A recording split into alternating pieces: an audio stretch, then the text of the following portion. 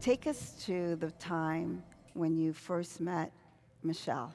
Many people associate you with President Barack Obama, but Michelle, in a way, was the gateway. She sure was. So tell us what you saw in her Oh, and how my that ride goodness. has been. So Michelle Robinson, I know, it was a while ago, summer of 1991, as a matter of fact.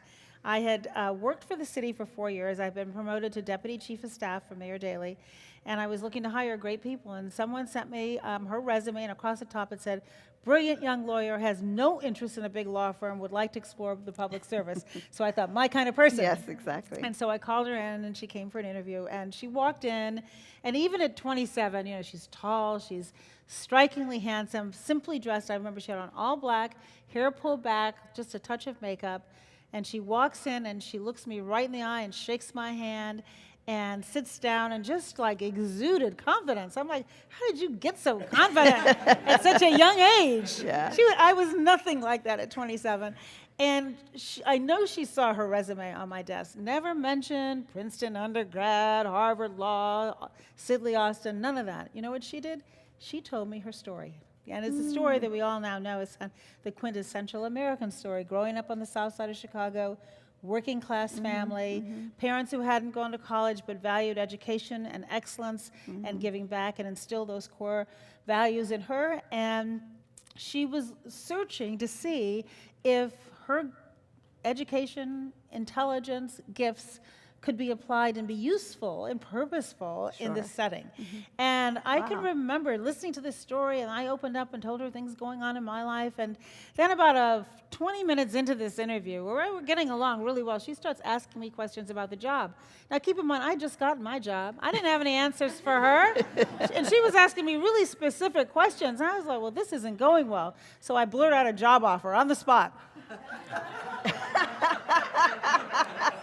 That's one way to Right? manage it. Now, mind you, no authority to give her a job offer. I hadn't talked to anybody about it. But I thought, well, maybe she'll stop asking me questions if I offer her a job. That's hilarious. And so wisely she demurred, and she said, well, I'll get back to you. And so a few days later we were talking, and by that time I had cleared the job offer. And I said, well, what do you think? And she said, well, we've got a problem. And I said, well, what's that? I thought we really hit it off so well. And she said, well, my fiance doesn't think it's such a good idea. And so I said, well, who's your fiance, and why do we care what he thinks on the subject? And she chuckled, and she said, well, his name is Barack Obama, and he started his career as a community organizer on the south side of Chicago. And he's concerned that I would be going right from the practice of law at a private firm into the fire. At least I had the frying pan in the beginning under here in Washington. She'd be going to work for Mayor Daley. And he said, well, what if I want to come and protest one day, and you're the person that comes out of City Hall? And so he said, they talked about it, and she said, look, would you have dinner with us and talk it through?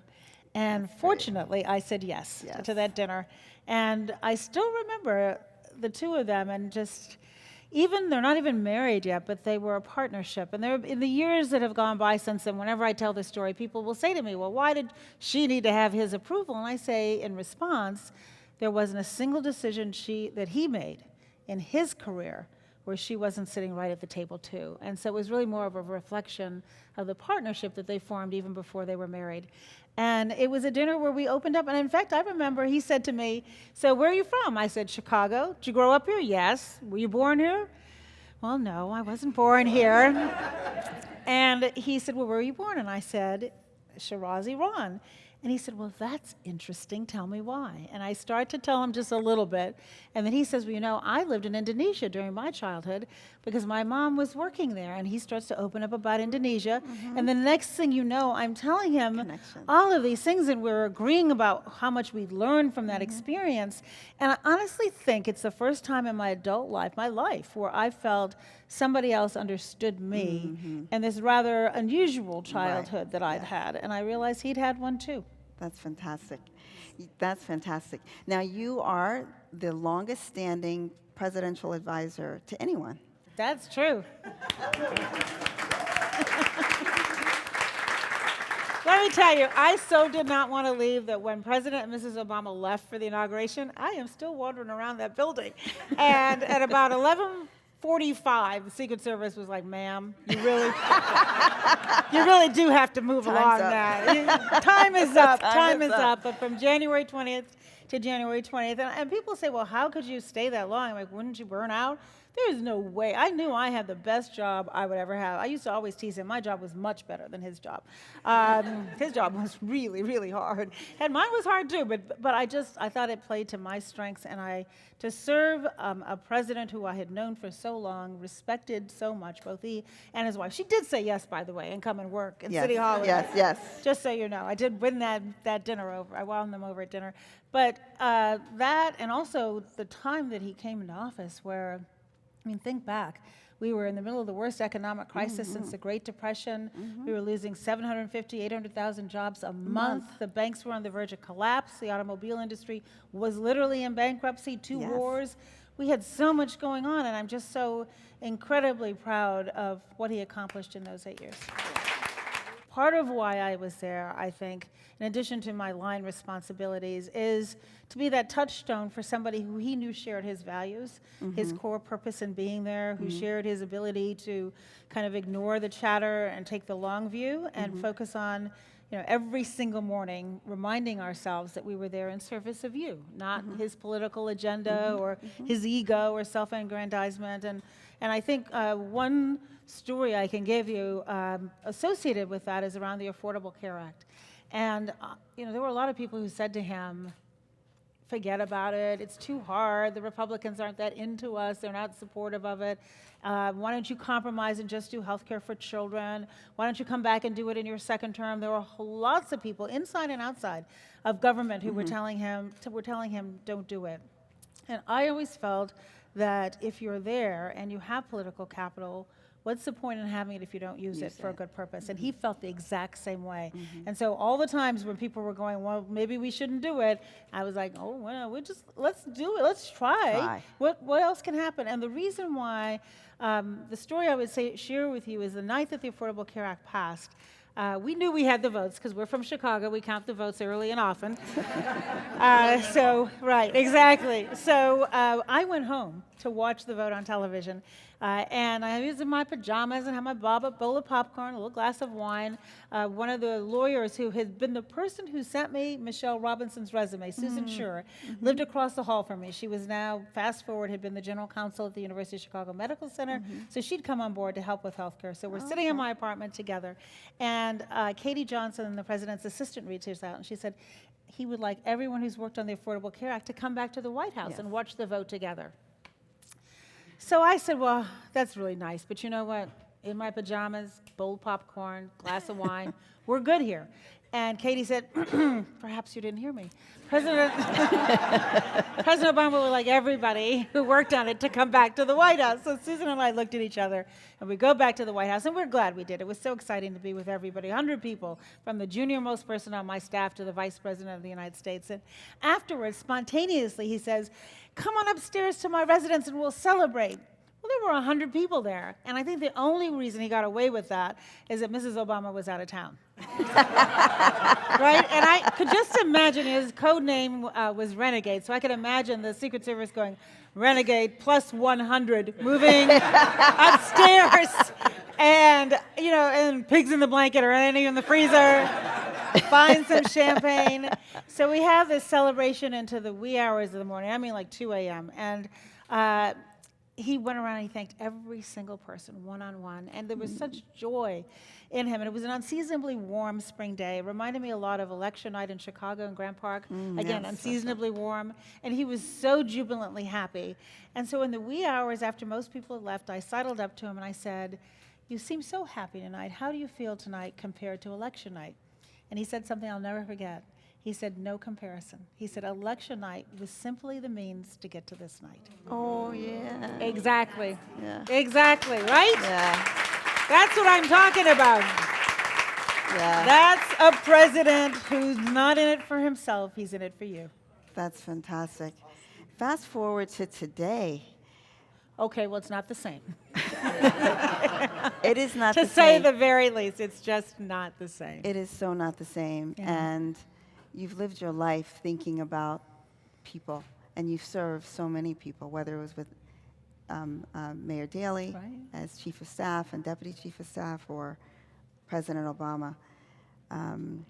I know you must pull out your hair when you see this. Is there any advice? What strategic mind would you bring to those who are listening to this as to what we could do? That's easy. That's easy. And that is, since the election, well, to begin with, I found it soul crushing.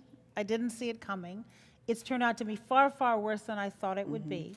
That's kind of the bad part of it. And certainly, this administration has dismantled much of the progress we made. And people say, well, how do you feel you guys work so hard? I said, no, we're fine. You go to service to work hard. That's the contract. What I feel better about are the people whose lives are being impacted, and whether, it's the way he's treating members of Congress, telling them to go back home when they are home, or the children at the borders that we're seeing who are being separated from their families, or the young dreamers who are worrying about their status, or the raid on people where you see the children whose parents have been swept away with no kind of feeling or empathy towards what we're doing to their lives, or people who are going to be affected by rolling back all these environmental protections. And communities of color are the ones that disproportionately have illnesses such as asthma and around environmental challenges. So for all those reasons, it's, and not to mention our stature around the world, which is diminished greatly. So that's the bad news. The good news is this. The good news is you. And I have had the privilege of traveling this country so much over the last 2+ years, and what I have found everywhere is a level of activism and engagement that I have not seen in a while. And I think many of us were kind of lulled into a false sense of security that we're on a good path, it'll keep going, or that maybe the election doesn't matter and our vote doesn't matter, and what difference does it really make who's the president of the United States? And to all those people, they've had a wake-up call. And that is, I wish it hadn't had to come to that, but it does give me a sense of momentum that's building around the country, and people who realize that ordinary people can still do extraordinary things, that their voices can make a difference, can be heard. And so one of the organizations that I'm involved in now is one that Mrs. Obama created last summer. It's called When We All Vote. And it's nonpartisan. And our theory is this, is that our country, our democracy, relies on we the people. It's we the people, it's of the people, for the people, by the people, all that people stuff means us. And so we have to get involved. And so what we want to do is really try to change the culture around voting. 43% of eligible voters did not vote in the last presidential election.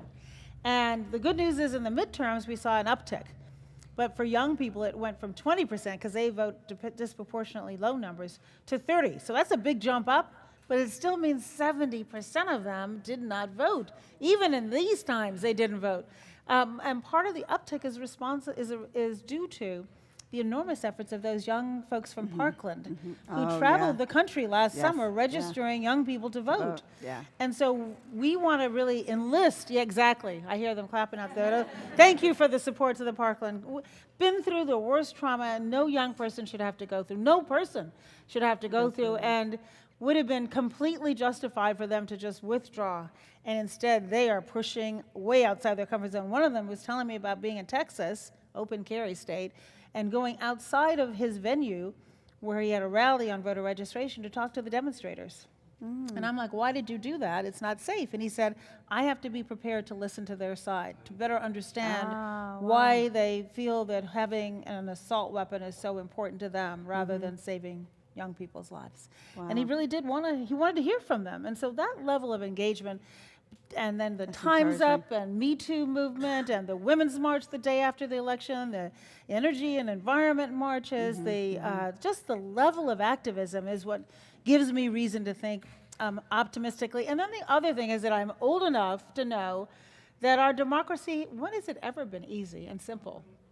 When have we not had to, Leon, focus and put our shoulders to the metal, not for like one election cycle, but over and over and over again. One year for my birthday, President Obama gave me a copy of the signed petition for universal suffrage, signed in 1866. Wow. I know, where did he get that? For some museum is missing this beautiful document. But signed next to it was the resolution when Congress passed the right for women to vote, the 19th Amendment in 1919. So 53 years later, And so a lot of the people who started the suffrage movement and who were doing hunger strikes and getting imprisoned and having their husbands disown them and suffered so greatly carrying that baton for the 50-plus years didn't live to see it cross the finish line. And so we have to take the long view, and we have to recognize that democracy does zig and zag, and we take one step or two steps forward and a few steps back. And the question isn't where are we today, the question is what are we going to do to make sure there's a better day tomorrow? And that's on all of us. That's not anything that we shouldn't look. I mean, people often say to me, well, why isn't President Obama speaking out more? And I go, well, if he were to speak out about things that he sees that are going wrong, I believe he would have to speak out every single day, right? And that doesn't make sense. And also, the point is, if it's truly a movement, then we can't just rely on one person. So We true. have to have that movement inside of us. Very true.